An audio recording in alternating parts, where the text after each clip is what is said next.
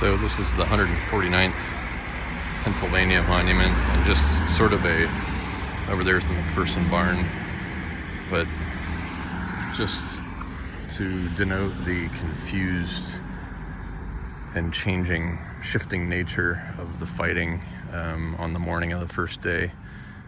There's the Buford and Reynolds monuments across the street, but this is the left flank marker for the 149th Pennsylvania, and their right flank marker is all the way down there. And so I wasn't aware of the shifting positions of these troops, because currently Confederates are coming from that direction.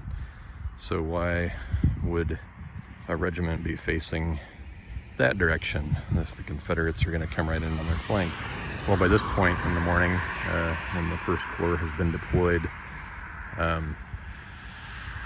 things have shifted, and now you've got over here is the railroad cut, and you've got Confederates coming along the railroad cut and the Union charging that position to fight at the railroad cut. So the facings of the battle have shifted by later in the morning, and that's how you end up with regiments with their flank markers and monuments facing different directions than what you would expect. You think of on the first day everybody's facing this direction.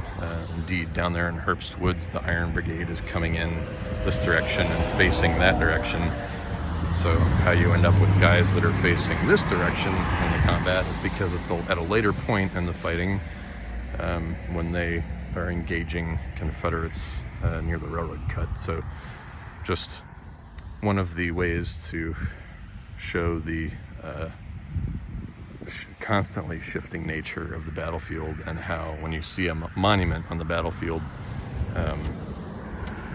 it's not obvious where these monuments should have been placed, and in many cases they were placed incorrectly, based on faulty memory or an attempt to salvage reputations.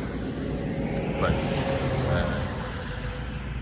they are not, to coin a phrase, they are not set in stone, even though they are stone, but they're based on recollections of when things happened, and then they're placed based on the regiment's placement at different times of the battle. So all kinds of craziness. And when you have a battlefield with as many monuments on it as Gettysburg, which has by far the most,